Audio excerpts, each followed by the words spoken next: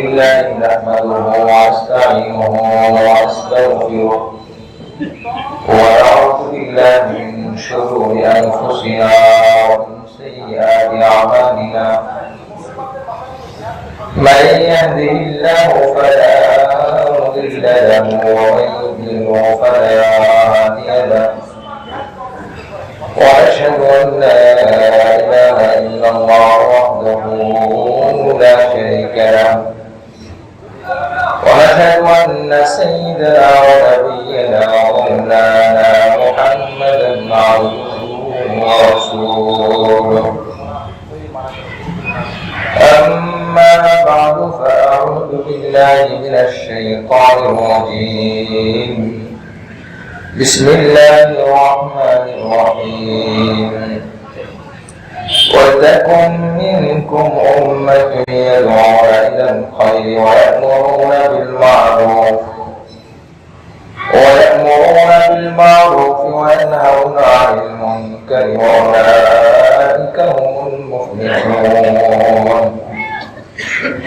وقال عليه الصلاة والسلام من رأى منكم منكرا فليغيره بيده فإن لم يستطع فبلسانه فإن لم يستطع فبقلبه وذلك أضعف الإيمان.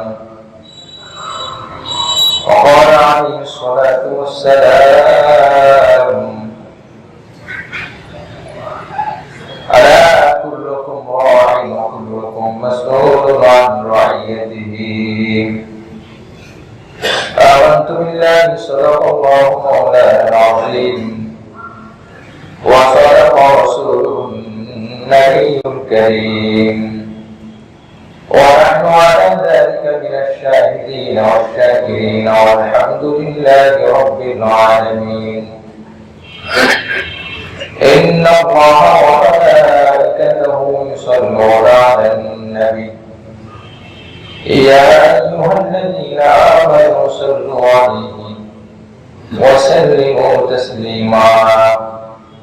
درشق اللهم صل على محمد وعلى آل محمد كما صليت على إبراهيم وعلى آل إبراهيم إنك حميد مجيد. اللهم بارك على محمد وعلى آل محمد كما باركت على إبراهيم وعلى آل إبراهيم إنك حميد مجيد. اللهم أنت ربي لا إله إلا أنت خلقتني وأنا عبدك وأنا على عهدك ووعدك ما استطعت أعوذ بك من شر ما صنعت أبوء لك بنعمتك علي وأبوء بذنبي فاغفر لي فإنه لا يغفر الذنوب إلا أنت. معزز محترم মুসল্লি کرام মহান রব্বুল আলামিন আমাদেরকে জুমার নামাজ আদায় করার জন্য যারা পবিত্র ঘরে যারা মসজিদে আসার তৌফিক দান করেছেন, কোরআন ও হাদিসকে সামনে রেখে কিছু কথা বলা শোনার জন্য আল্লাহ পাক সুযোগ করে দিয়েছেন, শুকরিয়া আদায় করি আলহামদুলিল্লাহ।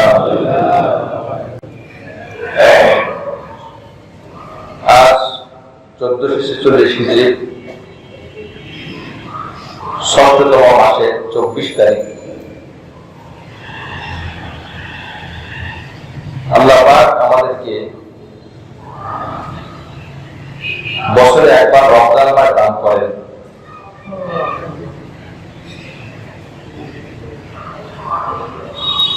হিজরি সন আরবি তারিখ অনুযায়ী 9তম মাসে রমজান মাস পায়। রমজান মাসের গুরুত্ব অনেক, ফজিলত অনেক, আমরা সকলেই জানি। রমজানের পরিচিতির জন্য নবী সাল্লাল্লাহু আলাইহি ওয়াসাল্লাম রজব মাসের 1 তারিখ আসলে একটি দোয়া করতেন, আল্লাহুম্মা বারিক লানা ফি রজব ওয়া শাবান ওয়া বাল্লিগনা রমাদান। হে আল্লাহ, আপনি রজব এবং শাবানে বরকত দিন আমাদেরকে, এবং রমজান দীর্ঘ করেন এই দোয়াটি করতে। আলোচ্য বিষয় অংশ আমার এটা না। আজ 24 তারিখ, মাস 29 যেতে পারে, 30 যেতে পারে। আগামী শুক্রবারের আগে রজব মাস শুরু হয়ে যাবে। দেখতে দেখতে 1 বছর শেষ হয়ে গেল। মনে হয় সেদিন এই দোয়াটি করলাম, রোজা তো সবে মাত্র রাখলাম। এটা একটা কিয়ামতের আলামতের সুবরা। তিরমিজি শরীফের মধ্যে এসেছে, একটা বছর একটা মাসের মতো মনে হবে। এখন যাদের বয়স 40 থেকে 50, তাদের শৈশবকাল, বাল্যকাল কথা যদি স্মরণ করে একটা মাস 2 মাস কত দিন পর মনে হচ্ছে পরিবর্তন হলো। রোজা রেখেছে 1 বছর আগে, 1 বছর পর রোজা আসছে, বহুদিন পরে রোজার কাজ করলো। আজ থেকে একটা আনন্দ কাজ বাচ্চাদের কাজ করে, ছোটরা যারা রোজা রাখা গ্রামগঞ্জে থাকে, যারা অন্যরকম একটা আনন্দ, অনেকদিন পর আসে, এটার আনন্দ বেশি হয়। বাবা প্রতিদিন সকালবেলা ঘর থেকে বের হয়ে যায়, সন্ধ্যাবেলা আসে, সন্তানরা বাবাকে দেখে খুশি হয়। আবার কোনো বাবা বিদেশ থেকে 3-4 বছর পরে আসে, ওই সন্তানের খুশি আর দৈনিক দেখা হয়, এই খুশি এক হয় না। এই জন্য আপনার মাস লম্বা সময় পরে আসে, এরকম একটা বরকত ছিল সময়ের মধ্যে। এখন সেই সময়ের বরকত উঠিয়ে নেওয়া হয়েছে। যার জন্য সালাম বলেন, আখির জামানায়, শেষ জামানায় একটা বছর একটা মাসের মতো মনে হবে, 1 মাস 1 সপ্তাহের মতো মনে হবে। কিভাবে পরিবর্তন হয়ে জুমা নামাজ 2 জুমার মাঝখানে 6 দিন 7 দিন হঠাৎ পরিবর্তন হয়ে যায়।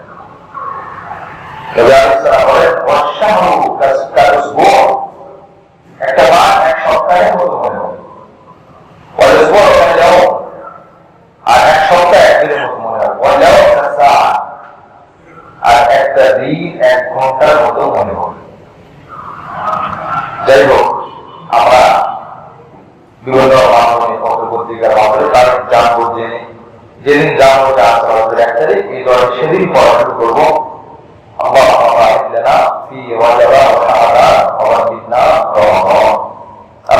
সকল জীবনের মধ্যে হায়াতের মধ্যে বরকত দান করেন, আমিন। সূরা আল-আরাফ 104 নম্বর আয়াত তেলাওয়াত করেছি। পৃথিবীতে আল্লাহ রাব্বুল আলামিন 2 ধরনের মানুষ সৃষ্টি করেছেন। কিছু মানুষ আছে ভালো কাজ করে, ভালো যোগ্যতা নিয়ে, কিছু মানুষ আছে খারাপ কাজ করে, খারাপের যোগ্যতা নিয়ে। 2 ধরনের যোগ্যতাই আল্লাহ দিয়েছেন। 2 বৈশিষ্ট্য নিয়েই মানুষকে আল্লাহ দুনিয়াতে পাঠিয়েছেন। ভালো কাজ করার শক্তি ও যোগ্যতা ও ইচ্ছা, খারাপ কাজ করার শক্তি, যোগ্যতা ও ইচ্ছা। ভালো মন্দ উভয় প্রকার ক্ষমতা ও শক্তি, ইচ্ছা আপনাকে দেওয়া হয়েছে। এই জন্য দুনিয়াতে 2 ধরনের মানুষ পাওয়া যায়, খারাপ আর ভালো। অনুরূপভাবে হাসরের ময়দানে 2 ধরনের মানুষ, 2 দলে বিভক্ত হবে। আল্লাহ কোরআন বলেন, ফারিকুম ফিল জান্নাতি ওয়া ফারিকুম ফিস সাঈদ। একদল চলে যাবে জান্নাতে, আর একদল চলে যাবে জাহান্নামে। সূরা শামস, এই সূরার মধ্যে আল্লাহ বলেন, মানুষকে অপরাধের যোগ্যতাও দেওয়া হয়েছে, আবার ভালো কাজ করার তাকওয়ার যোগ্যতাও দেওয়া হয়েছে। সূরা আল-আরাফের মধ্যে আল্লাহ বলেন, আমি আল্লাহ তাকে 2টি পথ দেখিয়েছি, ভালো পথ এবং খারাপ পথ। বাছাই করে চলা, চেষ্টা করা একটা বান্দার দায়িত্ব। আমি আমরা কাউকে জোর করে ভালো পথেও নিব না, আমি আমরা কাউকে জোর করে খারাপ পথেও চলাবো না। এই জন্য আমরা ভালো থাকতে দুনিয়াতে। আমরা এই যুগের তুলনায় নবীর যুগকে আমরা স্বর্ণের যুগ, সোনালী যুগ বলি। স্বর্ণের যুগ নবীর নবুয়তের আগে যুগ না, নবুয়তের পরে নবীর মদিনার জীবন, মক্কা বিজয়ের পরে মাক্কি জীবন, ইসলাম সরকারের ছড়িয়ে দেওয়া, শান্তিতে চলা, ঘরের দরকার ভূমি থাকে, সম্পদের করা সংখ্যা থাকে না, চোরের করে ভয় থাকে না। যুবতী নারী অন্ধকারে রাস্তায় হেঁটে যায়, অনুমতি চলে, তার জন্য ভয় নেয়, কারণ সে জানে কোন যুবকের দ্বারা আমি আতঙ্কগ্রস্ত হব না। সেই যুগ ওই যুবক ভালো মানুষ খারাপ মানুষ ছিল কিনা? সব যুগই ছিল। দুনিয়া শুরু থেকে ভালো না। আবু আলাইহিস সালাম হচ্ছে দুটি সন্তান হাবিব ভালো না, হাবিব ভালো হাবিব খারাপ। আপনি এটা দুনিয়াতে আপনি জান্নাতে যখন আবু আলাইহিস সালাম উপরে ছিলেন, জান্নাতে ছিলেন, তখন দেখেন তখন ভালো না। আল্লাহ বলেন চিন্তা করো, চিন্তা করে ফেরেশতা ভালো হয়ে গেল, চিন্তা না করে আগে ফেরেশতা যে ফেরেশতাদের লিডার ছিল সে খারাপ হয়ে গেল, ভালো হয়ে গেছে। এই জন্য ভালো খারাপ থাকে। যদি কেউ বলে এত দুনিয়া খারাপ হয়ে গেছে, পৃথিবীর সবার যদি ভালো কথা বলা শুরু করে, এখন যে পরিমাণ কোরআন চর্চা, হাদিস চর্চা, বই লেখা, বিভিন্ন ধর্মীয় অনুষ্ঠান, সংস্কৃতি দমনে যত ধরনের আয়োজন রয়েছে, যতই করা হোক না কেন, এখন পর্যন্ত খারাপ থাকবে, এটা হাদিসের কথা করা থাকবে। আল্লাহ রাব্বুল আলামিন নবী সাল্লাল্লাহু আলাইহি ওয়াসাল্লাম 3 মিনিটের মধ্যে একটা হাদিস বলেন, 2526 নম্বর হাদিস, আবু হুরায়রা রাদিয়াল্লাহু আনহু থেকে বর্ণিত।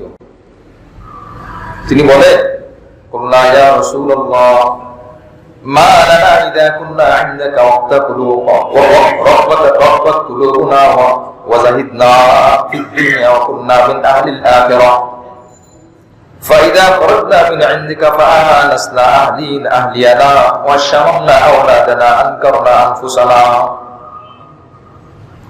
আবু হুরায়রা রাদিয়াল্লাহু আনহু থেকে বর্ণিত, নবী সাল্লাল্লাহু আলাইহি ওয়াসাল্লাম এর কাছে সাহাবায়ে কেরাম বলেন, ইয়া রাসূলুল্লাহ, আমাদের কি হলো যখন আমরা আপনার কাছে থাকি, আমাদের অন্তর নরম থাকে, দুনিয়া বিমুখ থাকে, দুনিয়ার লোক লালসা, দুনিয়ার কোনো খারাপ কথা মাথায় আসে না, আপনার মজলিসে যখন থাকি, আখিরাতের কথাই সদা সর্বদা অন্তরের মধ্যে জাগতে থাকে।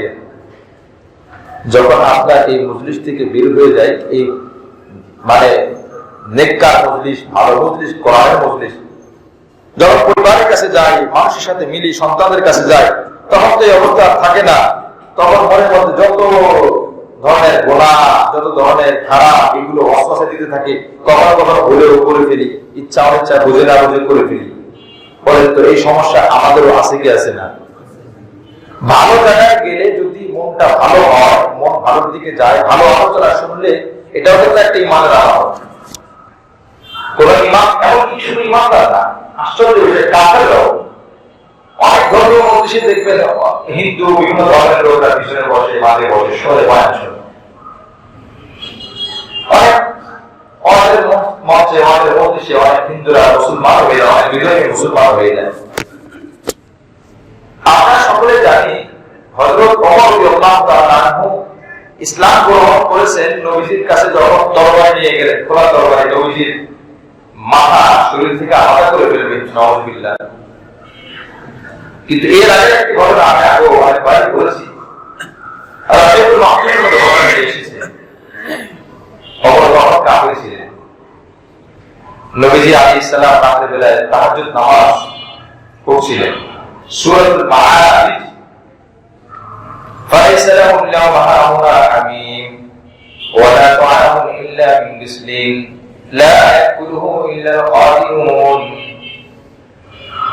সূরা হাক্কা, সূরা মাআরিজ এগুলো পড়তেছিলেন।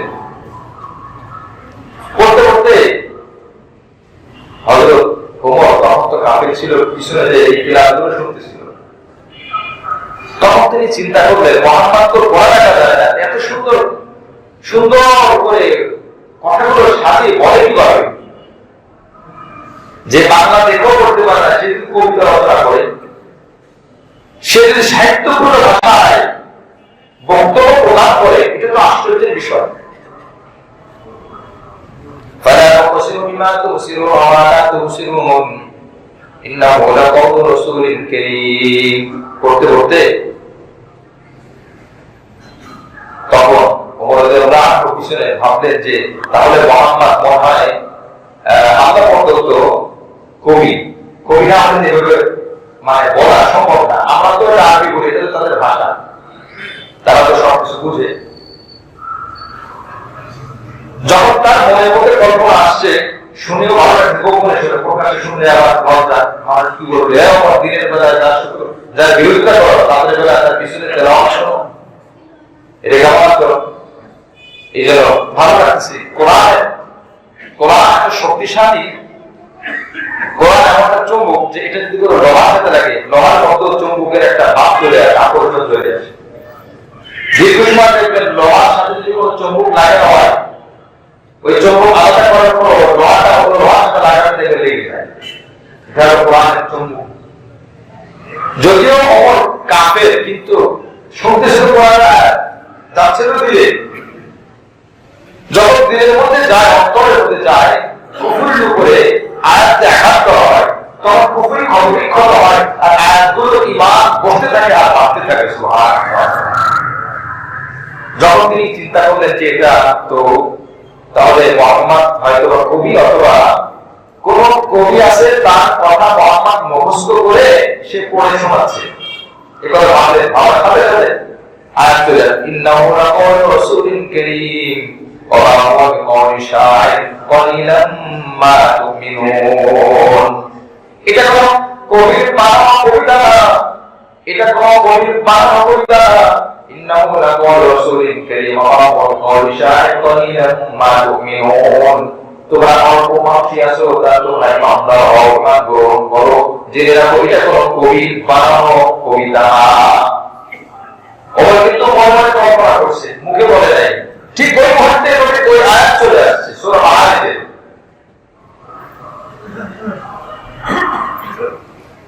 মুআজ্জাজ হাজির সূরা আল-হাক্কা। এরপরে ওই ভাবলেন ব্যাপার কি, আমি চিন্তা করলাম মুহাম্মদ কবি বা কবির বানানো কবিতা মুখস্থ সে পড়তেছে, আমি ভাবলাম সে বলে দিল এটা কোনো কবির বানানো কবিতা না, তাহলে মুহাম্মদ মনে হয় বুঝে গেছে আমি পিছনে আছি আর আমার কথা বুঝতে পেরেছে।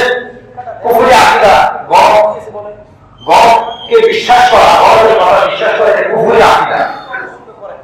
এজন্য আল্লাহ রাসূল সাল্লাল্লাহু আলাইহি ওয়াসাল্লাম বলেছেন হাদিসের মধ্যে, মা আতা কাহিনা, যে ব্যক্তি কোনো গণের কাছে যায় ভাগ্য নির্ণয় করার জন্য, ভাগ্য দেখার জন্য, হাত দেখার জন্য, তার 40 দিনের ইবাদত কবুল হয় না। এজন্য অনুরোধ থাকবে ভাই, পত্রিকার মধ্যে মেষ, ধনু, ভালো কিছু আছে, এগুলো না দেখা। আপনি বলেন যে আমার ইমান মজবুত আছে, এমনি একটু দেখি, আপনি এমনি একটু দেখবেন, হয়তো বা 10টার মধ্যে 3টা মিলিয়ে দিতে পারে, ওই 3টা শয়তান একটু বড় করে তুলবে, তখন বাকি 7টা দুর্বল হয়ে যাবে। ও 3টা তো মিলছে, ওগুলো মিলতেও পারে, ধাপে ধাপে ইমান দুর্বল হবে। তাহলে বড়দের কাছে গেলে কেন 40 দিন ইবাদত কবুল হবে না? কি দোষ করা হবে? আমি তার কথা নেব না, আমি তার কথা বিশ্বাস করবো না, আমার ইবাদত কবুল কেন হবে না?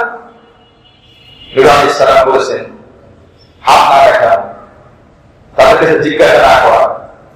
যদি আমি বলি আমি এটাই করবো না, এই অন্তরটা, এই ফলটা কিন্তু আল্লাহ পাকের অধীন। আপনার চোখের ক্ষমতা আপনার, হাতের ক্ষমতা আপনার, কিন্তু অন্তরের কিছু ক্ষমতা আল্লাহ পাকের নিয়ন্ত্রণে। আপনি ইচ্ছা করলে কিছু বলতে পারবেন না। যার সূরা ফাতিহা মুখস্থ আছে, হয়তো আপনি ইচ্ছা করে বলতে পারবেন না।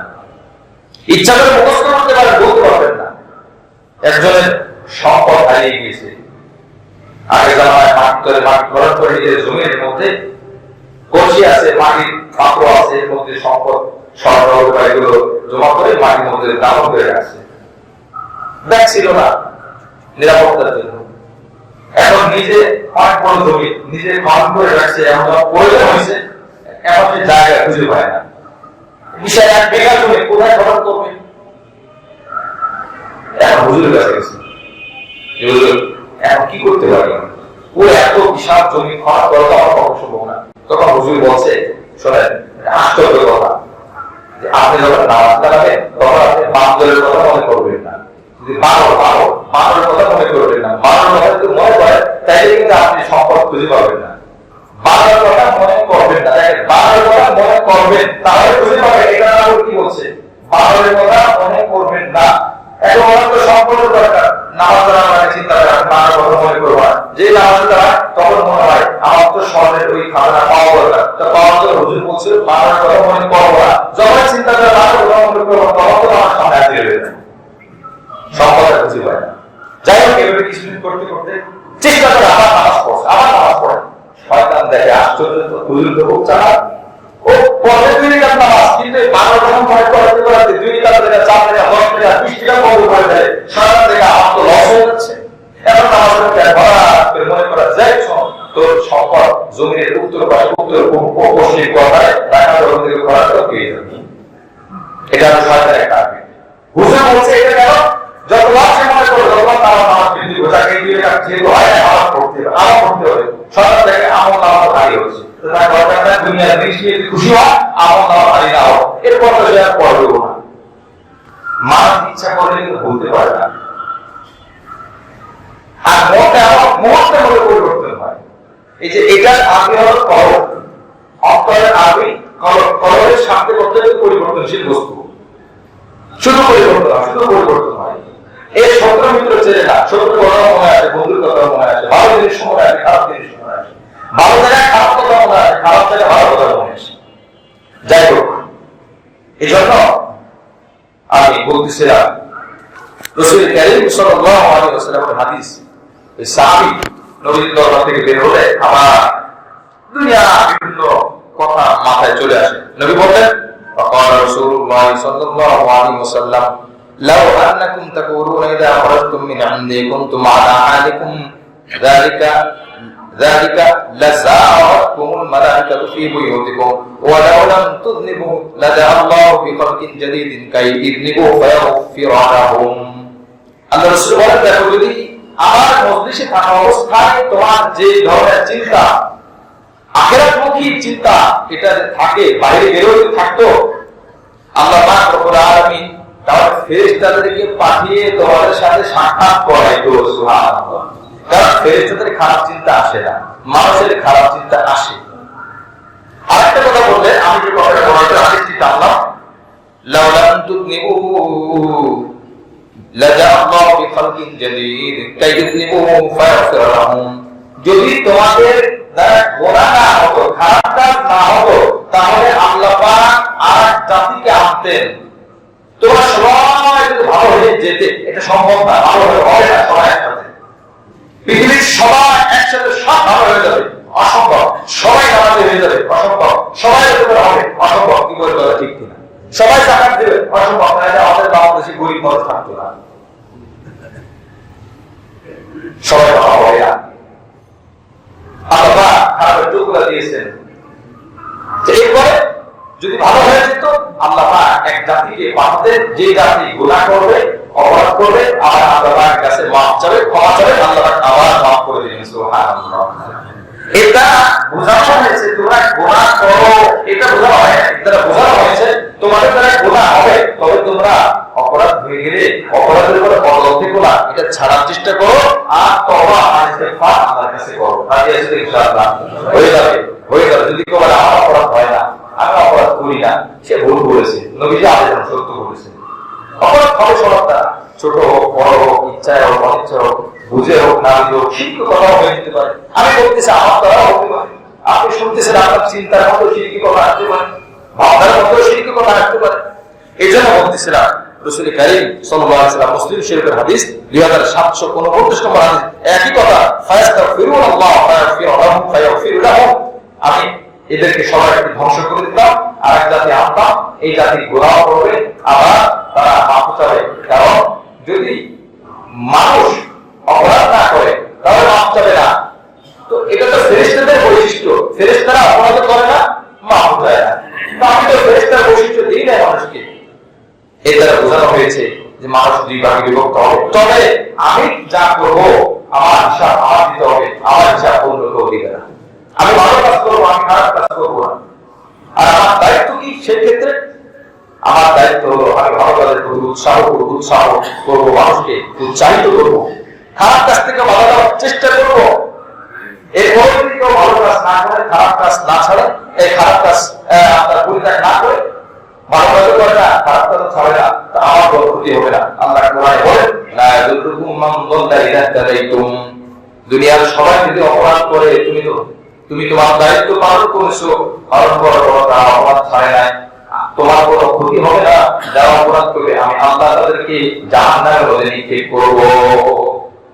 এই জন্য আমার আল্লাহ রাব্বুল আলামিন দুনিয়া সাজিয়েছেন বিভিন্ন বিধান দিয়ে, নিয়ম দিয়ে। এই ছোট্ট একটা দেশ, একটা জেলা, ঢাকার জেলা, একটা বিভাগ, এইটাকে যদি আমরা ধরি, সুশৃঙ্খল হবে, মানুষের বসবাস ঠিকভাবে চলাচল ঠিকভাবে করার জন্য বিভিন্ন বাহিনী থাকে, তারপরে একটা বাহিনী ট্রাফিক। যদি তারা তাদের দায়িত্ব পালন না করে, এই বাহিনী না থাকে, রাস্তাঘাটে কি অবস্থা হবে? গাড়ি যতই কম হোক না কেন, রাস্তা যতই বড় হোক না কেন, ট্রাফিক নাই, নিয়ম নাই, অল্প গাড়ির মধ্যে বড় রাস্তার মধ্যে জ্যাম বেড়ে যাবে, মানুষের জীবনটা একটা কষ্টকর দুঃসাধ্য জীবন হয়ে যাবে। গাড়ি অনেক বেশি, রাস্তাও ছোট, কিন্তু ট্রাফিক আছে, নিয়ম কানুন আছে, তাদের দায়িত্ব পালন করে যাচ্ছে, সুতরাং জীবনটা সহজ হবে, জীবনটা সুন্দর হবে। এই জন্য ইসলামের উপরে, ইসলামের তার শান্তি পাওয়ার জন্য একটা দল থাকতে হবে। সূরা আলে ইমরান 104 নম্বর আয়াত আল্লাহ বলেন, ওয়ালাকুম মিনকুম উম্মাতুন ইয়াদউনা ইলাল খায়রি ওয়া ইয়া'মুরুনা বিল মা'রুফি ওয়া ইয়ানহাউনা আনিল মুনকার। একটা দল যেন সদা সর্বদা থাকে, তারা সৎ কাজে মানুষকে আদেশ দেয়, আর অসৎ কাজে তারা যেন নিষেধ করে মানুষকে। আল্লাহ পাক বলেন, তারাই হলো সফল কাম, তারাই হলো সফল কাম। এই একটা দলকে আপনি, এই একটা দলকে আমি, এই একটা দলকে আমরা। পরিবারের কাছে আপনি একটা দলনেতা, সমাজের কাছে আপনি একটা দলনেতা, আপনার অধীনে কর্মচারী আছে, কর্মচারীর কাছে আপনি একজন নেতা, আপনার অধীনে অনেক মানুষ কাজ করে, আপনি তাদের নেতা, আপনার অধীনে অনেক সমাজ রয়েছে, আপনি তাদের নেতা। সুতরাং সব কাজে আদেশ দেওয়া আপনার আমার দায়িত্ব, অসৎ কাজে বাধা দেওয়া আমার আপনার দায়িত্ব, কোন নির্দিষ্ট একজনের দায়িত্ব না, সবার দায়িত্ব। কোরআনে আর হাদিসে আল্লাহ রাসূল বলেছেন, আলা কুল্লুকুম রাইন ওয়া কুল্লুকুম মাসউলুন আন রাইয়াতিহি। তোমরা প্রত্যেকেই দায়িত্বশীল, প্রত্যেকেই নেতা, প্রত্যেকেই দায়িত্বশীল। তোমাদের দায়িত্ব সম্পর্কে আল্লাহ পাক আখিরাতে জিজ্ঞাসা করবেন, কে কত দায়িত্ব পালন করেছে। দায়িত্ব পালন যদি না করি, সেটা ক্ষতি আছে। রাসূল কারীম সাল্লাল্লাহু আলাইহি ওয়াসাল্লাম হাদিসের মধ্যে কঠিন কথা বলেছেন এবং ভালো আর কাজের, ভালো মন্দ কাজের পার্থক্য তৈরি করে দিয়েছেন। আমার সাধ্য মোতাবেক আমি চেষ্টা করব। মুসলিম শরীফের 49 নম্বর হাদিস আল্লাহ রাসূল বলেন, মা রাআ মিনকুম মুনকারান ফালইয়ুগহিরহু বিয়াদিহি ফাইন লাম ইয়াস্তাতি' ফাবিলিসানিহি ওয়া ইন লাম ইয়াস্তাতি' ফাবিকলবিহি ওয়া ইন লাম ইয়াস্তাতি' ফাবিকলবিহি ওয়া যালিকা আযআফুল ঈমান। আল্লাহ রাসূল বলেন, যা যদি কোনো মানুষ তার সামনে দেখে কোনো খারাপ কাজ হচ্ছে, কোনো খারাপ কথা হচ্ছে, কোনো খারাপ বিষয় দেখা যাচ্ছে, তার দায়িত্ব হলো সেই জন্য হাত দিয়ে এই কাজটাকে প্রতিহত করে। তবে তার সেই শর্ত থাকতে হবে, হাত দিয়ে প্রতিহত করার আমার সেই অধিকার থাকতে হবে, আমার সেই সক্ষমতা থাকতে হবে। যেটা বিভিন্ন বাহিনী, প্রশাসন তারা যেটা হয়, আমি নিষেধ পাবো, একজন চোর চুরি করেছে, রাগের কারণে হয়তো মারছে, কিন্তু চূড়ান্ত আইনগত বিষয় যে আইনের মাধ্যমে যে আপনার বিচার হয়, আইনগত যে বিচার হয়, এটাকে আমি করতে পারবো না। এটা সেই জায়গায় যারা আছে তাদের দায়িত্ব, তারা করবে না, শুধু তাদের দায়িত্ব। আপনার আমার ক্ষমতা নাই হাত দিয়ে বাধা দেওয়া। আল্লাহ রাসূল বলেন, তোমার সাধ্য আছে জবাব দিয়ে বাধা দেওয়া, জবাব দিয়ে প্রতিহত করা, তোমার দায়িত্ব জবাব দিয়ে। যদি কারো এমন অবস্থা হয় যে পরিবেশের মধ্যে মুখ দিয়ে বলার সুযোগ থাকে না, বলেন তো এমন অবস্থা হয় কি হয় না? হয় না? সবসময় তোমার সত্যতা বলতে পারে, কিন্তু আমাদের অনেকের মন মানসিকতা না সবসময় সত্যতা বলতে হবে। যদি আপনি এগুলো বলেন, হাদিসটা আপনি বলে নিলেন, রাসূল কেন 3 নম্বর অপশন দিলেন? ওয়া ইল্লাম নাস্তারি ফাবিকলবিহি, আমার হাত দিয়ে বাধা দেওয়ার সাহস নাই, যোগ্যতা নাই, সামর্থ্য নাই, মুখ দিয়ে বাধা দেওয়ার পরিবেশ না। আমি অনেক সময় খারাপ কাজ মুখ দিয়ে বাধা দিতে গেলে এমন হয়, বাধা দেওয়ার ওই খারাপ কাজটা করলে যে পরিমাণ ক্ষতি হবে, বাধা দেওয়ার পরে জবাব দিয়ে মুখ দিয়ে বাধা দিলে তার থেকে বেশি ক্ষতি হবে। কি বলেন, বাধা দিই কিনা? এরকম বহুত সময় বহুত পরিবেশ হয়। এই কথা রাসূল অবসর দিলেন যদি এমন হয় জবানে তুমি বলতে পারতেছো না, বিভিন্ন বাধা আছে, বিভিন্ন অসুবিধা আছে, ফাইলাম নাস্তাদিফা বিকলবি ওয়ালা আল্লাহুল ঈমান, তাহলে তুমি তোমার অন্তর দিয়ে কাজটাকে ঘৃণা করবে। এটা কে বলেছে? শিষ্যরানি আল্লাহ রাসূল সাল্লাল্লাহু আলাইহি ওয়াসাল্লাম অন্তর দিয়ে ঘৃণা করা। এইজন্য আমরা এই কথা ভাববো না একজন মানুষ একটা সন্তানের আদেশ দিল না, অসন্তানের বলা দিল না, তার মানে এই লোকটা মুনাফিক। কারণ হতে পারে এই লোকটা কোনো কারণে পারে নাই কিন্তু অন্তরে ঘৃণা করে। আপনি বললেন লোকটি মুনাফিক, আর রাসূল বললেন যদিও সে ঈমানদার ও দুর্বল ঈমানদার কিন্তু মুনাফিক না, রাসূল বললেন ঈমানদার, আপনি বললেন মুনাফিক। এখন বলেন তো রাসূলের কথা মানবো না আপনার কথা মানবো? তাহলে কেন আমরা সময় না বুঝে অনেক কথা বলি? যে যে পরিবেশে থাকে সে জানে কোথায় কখন কি বলতে হয়। ড্রাইভার সামনে বসা আছে, যাত্রী পিছনে বসা আছে, ব্রেক কতটুকু কি পরিমাণ করতে হবে ড্রাইভার ভালো জানে না, যাত্রী ভালো জানে। যাত্রী যদি ভালো জানতো তাহলে গাড়ি রাস্তায় থাকতো না, খাদের মধ্যে থাকতো। ট্রাফিকটা পিছনে মালিক বসা আছে, সামনে ড্রাইভার চালাচ্ছে, গাড়ির মালিক ড্রাইভার, এই গাড়ির মালিক পিছনে বসা, মালিক পিছন থেকে তাকে দিক নির্দেশনা দিচ্ছে, তুমি ডাইনে যাও, ভালো যাও, ব্রেক এখানে একটু করো, এই পরিমাণ করো। তখন সেই ড্রাইভারকে গাড়ি চালাবে। মালিক তো মালিক গাড়ি চালাতে পারে না, তার দায়িত্ব হলো চুপচাপ বসে থাকা। কি বলবো ঠিক কিনা? যদি কোনো অসম্মতি দেখা যায় যেটা আসলে বলার মতো, তাহলে সেটা বলতে পারে স্পিডটা বেশি হচ্ছে, আমার কথা হচ্ছে একটু স্পিড কম, ঠিক আছে। আমার সময় কম, স্পিডটা কম, আর স্পিডটা কম, ঠিক আছে। কিন্তু আপনি মালিক হতে পারেন, আপনি একটা গাড়ি না, আপনি হাজার হাজার গাড়ির মালিক হতে পারেন। এই গাড়ি চালানোর যোগ্যতা নিয়ে যিনি বসেছেন তার অধীনে থাকা, তার কথা মেনে, তার আদেশ মেনে আপনি চুপচাপ বসে থাকবেন। যদি আপনি নিরাপদে বাজারে যেতে চান আর গাড়িটাকে নিরাপদ রাখতে চান, চুপচাপ বসে থাকবেন। তার গাড়ি চালানোর মধ্যে স্বাধীনতা দিনে কোথায় হর্ন বাজাবে, কোথায় বাজাবে না, এটা আপনি বলে দেবেন না। কোথায় ব্রেক করবে, কোথায় ব্রেক করবে না, কোন গিয়ারে কখন চালাবে সে বলবে, কখন ক্লাস মারবে, কখন পিকআপ দিবে, কখন আপনার ব্রেক করবে, এটা তিনি জানেন। কখন ডিতে আনবে, কখন এতে আনবে, কখন টুতে আনবে, ড্রাইভার জানেন, আপনি জানেন না। কি বড় কথা ঠিক কিনা? এটা না বোঝার কথা হয়ে যেত অনেক সময়। বিপরীত জায়গা থেকে মূল জায়গা চিহ্নিত করা যায়, বোঝানো যায় না। এটা রাসূল বলেন সে দুর্বল বান্দা, আর আপনি বলেন মুনাফিক। নাউযুবিল্লাহ, নাউযুবিল্লাহ, নাউযুবিল্লাহ, নাউযুবিল্লাহ। কেউ কোনো হত্যা সরকারে আদেশ অসরকারে নিষেধ করতে পারে না, এর মানে মুনাফিক। আপনি বলেন রাসূল বলেন সেই ইমানদার, যদি সে কাজটা ঘৃণা করে, আপনি বলেন মুনাফিক, তাহলে রাসূল বলেন রাসূল এমন একজনকে বললেন যে সে ইমানদার, আর আপনি তাকে বলেন মুনাফিক। রাসূল বলেন এটা আমি তাকে বলছি ইমানদার, তুমি তাকে বলো মুনাফিক, তাহলে তো আমার দৃষ্টিতে তুমি মুনাফিক। আর আরেকজনকে মুনাফিক বানাতে গিয়ে নিজে মুনাফিক হয়ে গেলাম। আর হাদিসের মধ্যে এসেছে যদি কেউ কাউকে গালি দেয়, কেউ কাউকে অপবাদ দেয়, আর সেই অপবাদের উপযুক্ত তা সে যদি না হয়, অপবাদের হত্যা, অপবাদ যদি তার উপরে না দেয়, যে অপবাদটা দিয়েছে ওই অপবাদ তার দিকে ফিরে আসবে। বলে নাউযুবিল্লাহ। আপনি একজন মুসলমানকে কাফের বলে গালি দিয়েছেন, এই কাফের বাচ্চা, এই কাফের, নাউযুবিল্লাহ বলেছেন, কোন কারণে আপনি বলেছেন। সত্যিকার অর্থে সে যদি কাফের না হয়, এই কথাটা উপরেও যাবে না, কথাটা মাত্র দাবা হবে না, কথাটা যেহেতু তার কাছে যাইতে পারতেছে না, যেহেতু সে মুসলমান, যেহেতু সে মুমিন, এই কথাটা আপনি বলেছেন আপনার কাছে চলে যাবে। নাউযুবিল্লাহ। এই জন্য হুঁশিয়ার থাকবো, জবান দিয়ে কিছু বলার আগে সাবধান থাকবো। তা আমি বলতেছিলাম যে অন্তরে ঘৃণা করা। এখন আসেন অন্তরে ঘৃণা করা, এটা বুঝবো কি করে?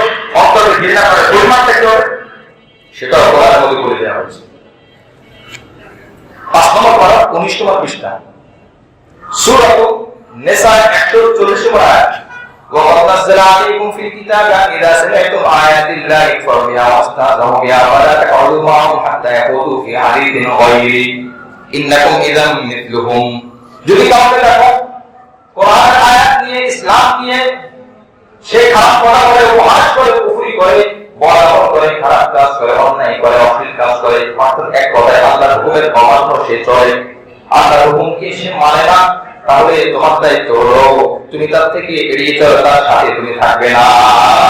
তুমি হয়তো তাকে হাত দিয়ে বাধা দিতে পারো নাই, হয়তো তাকে জবাব দিয়ে বাধা দিতে পারো নাই, তোমার দায়িত্ব হলো ওয়াইদা ওয়াকাদনা আলাইহিম ফিল الكتاب إذا سمعتم آيات الله يكفر بها واستهزأوا بها فلا تقعدوا معهم حتى يخوضوا في حديث غيره যতক্ষণ না পর্যন্ত সে তার অপরাধটা ছেড়ে না দেয় ততক্ষণ পর্যন্ত তুমি তার সঙ্গ দিবে না।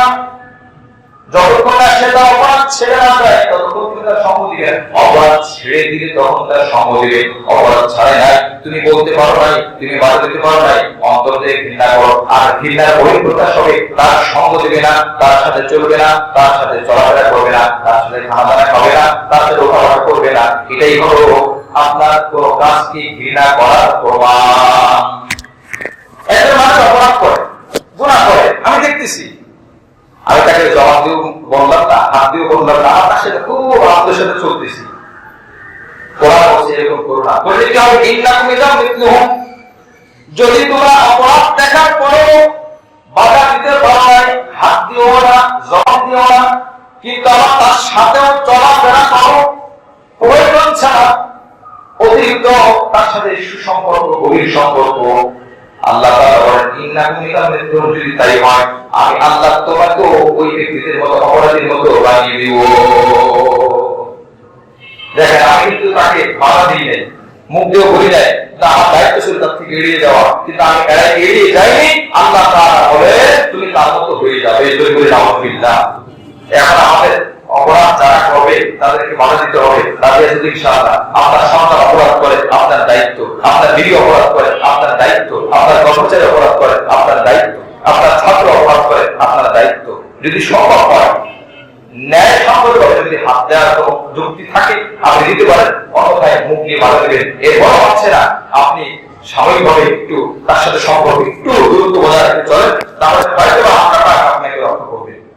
হযরত আব্দুল্লাহ ইবনে মুগাফফার রাদিয়াল্লাহু তাআলা আনহু থেকে হাদিস, আব্দুল্লাহ ইবনে মুগাফফার রাদিয়াল্লাহু তাআলা আনহু থেকে হাদিস, আল্লাহ রাসূল সাল্লাল্লাহু আলাইহি ওয়াসাল্লাম মজলিসে একদিন বসা ছিলেন। উনি দেখেন ওনার এক আত্মীয় পাথরের টুকরা আজকে নিক্ষেপ করতেছে, শুধু কোনো কাজ নাই। তখন আব্দুল্লাহ ইবনে মুগাফফার রাদিয়াল্লাহু তাআলা আনহু বলেন, তুমি এই কাজটি করো না, কারণ পাথরের টুকরা দিয়ে, ইটের টুকরা দিয়ে তুমি নিক্ষেপ করো, এতে কোনো উপকার হচ্ছে না, বড় একটা ক্ষতি হতে পারে। যদি কারো চোখে লাগে চোখ বন্ধ হয়ে যাবে, কারো দাঁতে লাগে দাঁত ভেঙে যাবে, খুব সেন্সিটিভ জায়গায় লাগলে সে অঙ্গ নষ্ট হয়ে যাবে। এটা কোনো যুদ্ধের ময়দান না, জিহাদের ময়দান না, যেটা দিয়ে তোমার কোনো কাজে লাগতেছে। লম্বা হাদিস। এই কথা বলার পরেও ওই আত্মীয় তার কাছ থেকে নিজেকে রক্ষা করেনি, তার উপর চেক করে فقال وحدثك أن رسول الله صلى الله عليه وسلم نهى عنه ثم تحلف لا يكلمك أبدا। উনি বলেন আমি আল্লাহ রাসূলের হাদিস শোনালাম, এই পারাত্মক কাজটা তুমি করো না, নবী নিষেধ করেছেন, তারপরে যেহেতু তুমি কাজটি করলে আমি বলে দিলাম আমি তোমার সাথে কখনোই কথা বলবো না। আত্মীয় কথা বলবো না। আমরা হাদিসে জানি যে 3 দিনের বেশি কথা না বলে থাকা ঠিক না, হাদিসে আছে না? এটা কি জন্য বোঝায়? এটা ধর্মীয় জায়গায় না, এটা ব্যক্তি জায়গা, ব্যক্তি স্বার্থ, ব্যক্তি সমস্যাযুক্ত হয়, ব্যক্তি স্বার্থের জন্য মাফ করার চেষ্টা করা, এটা সওয়াবের কাজ। ধর্মীয় ক্ষেত্রে উদাহরণটা দেখিয়ে আমি আমার মত মতো চলবো, এটা কোন মুসলমানের, ভালো মুসলমানের কাজ হতে পারে না। কারণ সে মানুষকে ভালোবাসে, বাবাকে ভালোবাসে, মাকে ভালোবাসে, সন্তানকে ভালোবাসে, স্বামী স্ত্রীকে, স্বামীকে ভালোবাসে। ভালোবাসাগুলো কার জন্য হয়? আল্লাহর জন্য না। আল্লাহর জন্য, আল্লাহর জন্য, আল্লাহর পক্ষে করছে চলবে, তখন তাকে ভালোবাসবো। আবার আল্লাহর বিপক্ষে চলবে, তখন তাকে আমি ঘৃণা করবো। যদি ঘৃণা করতে পারি তো আগের ভালোবাসাটা আল্লাহর জন্য হয়েছে।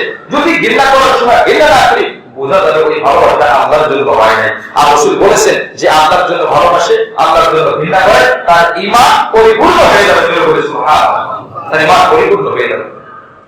এজন্য সূরা মায়েদার মধ্যে এসেছে কান লা তারাউনা আন মুনকারিন ফাআলু, বনি ইসরাঈলের এক জাতিকে ধ্বংস করে দেওয়া হয়েছে। কেন? তারা নিজেরা ভালো কাজ করতে, খারাপ কাজ করতো না, কিন্তু যারা অপরাধ করতো তাদেরকে বাধা দিত না, তারা বাধা দিত না। একটা লোক ভালো কাজ করে কিন্তু খারাপ কাজ যারা তাদেরকে বাধাও দেয় না, আল্লাহ পাকের অভিশাপ ওই ব্যক্তির উপরে যে আল্লাহর গোলামি করে কিন্তু সরকারের আদেশ অসরকারে বাধা দেয় না, আল্লাহ পাকের অভিশাপ, নবীজির অভিশাপ। জোরে করে নাউযুবিল্লাহ। তাহলে আমরা নামাজ পড়ে আল্লাহর সন্তুষ্টির জন্য, আর আল্লাহ আদেশ করেছেন রোজা রাখার কি জন্য? আল্লাহ আদেশ করেছেন মিথ্যা কথা বলি না কেন, আল্লাহ নিষেধ করেছেন।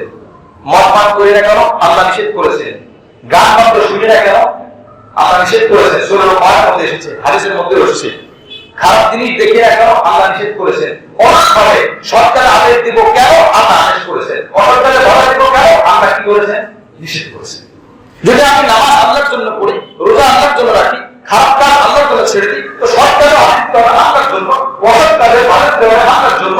যদি তাই না হয় তো সূরা বাকারার মধ্যে আসছে, আফাতুমিনুনা বিবাদিল কিতাব ওয়া তাকফুরুনা বিল বাতিল। কোন আয়াতকে বিশ্বাস করো, কোন আয়াতকে অবিশ্বাস করো, তুমি ঈমানদার হতে পারবে না, তুমি ঈমানদার হতে পারবে না।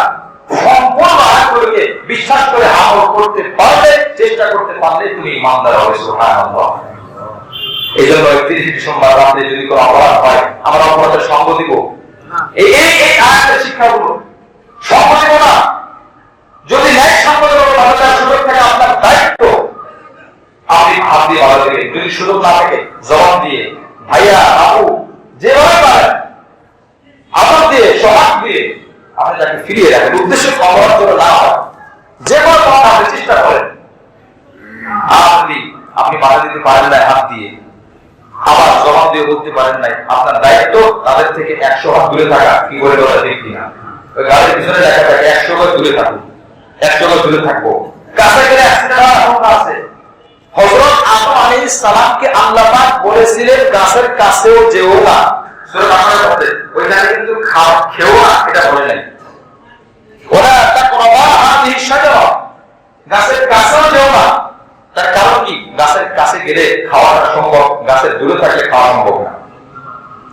ঔষধের বোতলে লেখা থাকে এই ঔষধটি শিশুদের নাগালের বাইরে রাখুন। বলেন তো ঔষধ যদি বাচ্চা হাতে নেয় কোনো অসুবিধা আছে, কোনো সমস্যা আছে? নাই। তো এটা কেন বলবো? বলে বাচ্চার হাতে গেলে অটোমেটিক অনেক সময় বাচ্চাটাকে অ্যান্টিবায়োটিক ওষুধ বা খুব পাওয়ার ওষুধ একবারে খেয়ে ফেলে। তো এই খাওয়া সহজ হয়েছে, হাতে নেওয়াটা হবে। এই জন্য অপরাধ হারাম কাজ সহজ হয় মাকরুহ তাহরিম করলে। যারা অপরাধ করে তাদের কাছেও যাবো না, তাদের কাছে যাবো না, অপরাধের সঙ্গ দিব না। এই 31 ডিসেম্বর রাতে যে সমস্ত কারণে উদযাপন করা হারাম, তার মধ্যে একটা অপচয় হয়। 2 নম্বর হলো অনাকাঙ্ক্ষিত শব্দ দূষণের কারণে। আমার কাছে একটা কিছুদিন আগে কয়েক ভাই একটা তথ্য দিয়ে গেছে, 2 পৃষ্ঠার। গত 2022 সালে হার্টের রোগী ছিল, ছোট শিশু বাচ্চা, 2 জনের একজন বাচ্চা। 31 ডিসেম্বর রাত্রে শব্দ দূষণের কারণে এই বাচ্চাটা হার্ট অ্যাটাক করে মারা গেল। একজন মানুষকে ছুরি দিয়ে খুন করলে, ছুরিতে আঘাত করলে মারা গেলে, এটা যদি হত্যা হয়, আপনার শব্দ দূষণের কারণে ওই বাচ্চাটা মারা গেলে কেন আপনি হত্যাকারী হবেন না? প্রশ্ন। আমি বলি না আপনি হত্যাকারী, কেন আপনি কারণ হবেন না? আপনি আনন্দ করেন, ইসলামের মধ্যে থেকে আনন্দ করেন।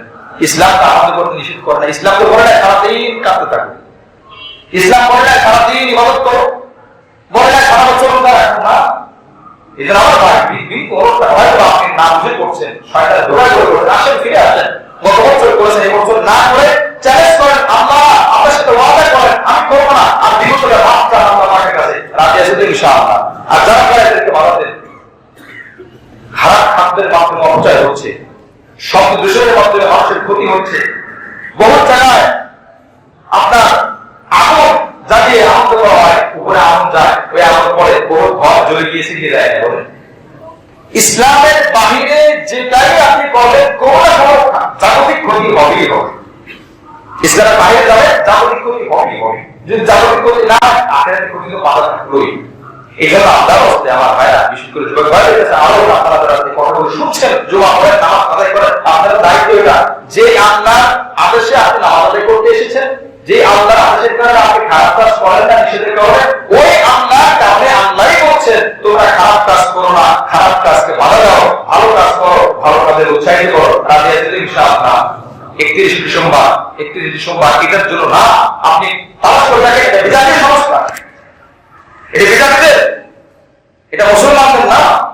তা আপনি দাবি করেন যে আমি একজন আদর্শ মুসলিম, আমি একজন আদর্শ নবী, আদর্শ উম্মত, ওই আদর্শ নবী, আদর্শ নবী কোথায় বলে গেছেন যে এরকম আনন্দ করতে হবে আর অপচয় করতে হবে, মানুষের ক্ষতি করতে হবে? আল্লাহ আমাদের সকলকে দ্বীনের সঠিক বুঝ অর্জন করে তবে আমল করার তৌফিক দান করেন। আমি